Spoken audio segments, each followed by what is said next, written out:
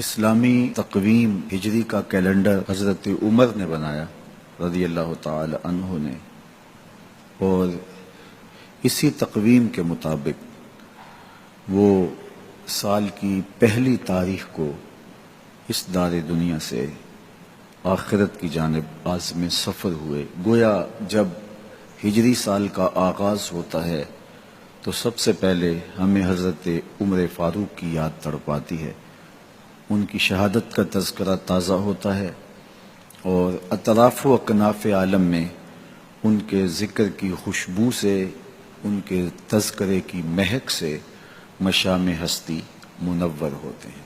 تو یہ نئے سال کا آغاز ہے، ہم نئے عزم کے ساتھ آگے بڑھیں اور اپنی صبح کا آغاز صلاۃ التہجد سے کریں۔ تہجد کے لمحے اللہ کی رحمتوں کے نزول کے خاص لمحے ہوتے ہیں۔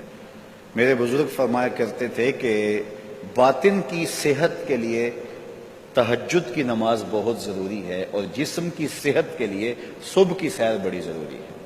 تو یہ دو چیزیں جو ہے وہ بہت ضروری ہے۔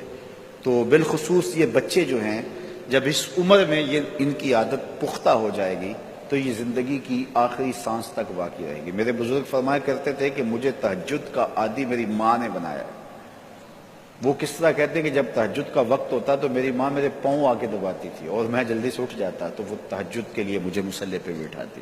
اس کے بعد نماز فجر ادا کیجئے، اور سورۃ یاسین جو شخص اپنے دن کا آغاز سورہ یاسین سے کرتا ہے، سارا دن اس کی حفاظت ہوتی ہے، شیاطین سے، شریروں سے، شر سے، گناہوں سے اور بہت سارے معاملات سے، اور نادیدہ حملوں سے، بہت کچھ چیزوں سے اللہ تعالیٰ اس کو محفوظ رکھتا ہے۔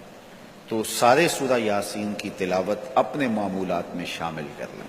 نماز فجر کی ادائیگی کے بعد آپ ہلکی پھلکی ورزش ضرور کیجئے۔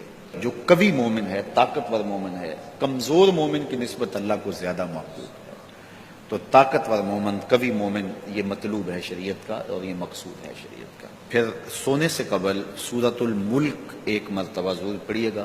جس طرح سورہ یاسین پڑھتے ہیں تو سارا دن آپ کی حفاظت رہتی ہے، اور سورہ ملک اگر پڑھتے ہیں تو ساری رات آپ کی حفاظت رہتی ہے۔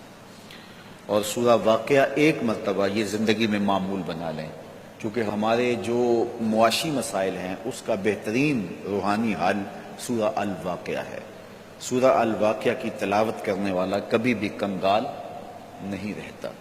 میں جب بھی اللہ کی توفیق سے یہ محسوس کرتا ہوں کہ ادارے کو وسائل کی ضرورت ہے تو سورہ واقعہ کو زیادہ پڑھنا شروع کر دیتا ہوں، تو اللہ خزانہ غیب سے مدد فرما دیتا ہے۔ اور جب بھی کبھی میں چاہتا ہوں حرمین طیبین میں حاضری کے لیے، تو سورہ واقعہ کی تلاوت میں لازمی کرتا ہوں، اس نیت سے کہ اللہ اس کی برکت سے، وہاں چونکہ 1,00,000 کے بدلے میں جو ہے وہ ثواب ہے، تاکہ جو ہے وہ زیادہ سے زیادہ اللہ تعالیٰ وسائل عطا فرمائے۔ تو یہ ساری جو بہاریں آپ کو نظر آ رہی ہیں، اس میں بہت سارا حصہ سورہ الواقعہ کا ہے۔ جس معاشرے میں ہم جی رہے ہیں یہ ناہموار معاشرہ ہے۔ یہ ہمارے خاندانی نظم ہو تو وہاں بھی عجیب سی بولی اور عجیب سی لینگویج ہوتی ہے، اور ہمارا دیہاتی کلچر بھی، ہمارا شہری کلچر بھی، وہ بھی عجیب سا ہوتا ہے۔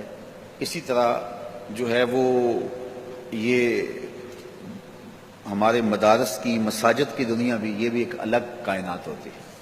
تو اس میں بھی مخصوص ایک طریقہ کار ہے اپنے مد مخالف کے لیے اور اپنے مد مقابل کے لیے۔ تو اس سے ہٹ کر کے جو ہے وہ جو شریعت کا مقصود ہے اس کے مطابق ہم نے اپنے قول و عمل کو مرتب اور منظم کرنا ہے۔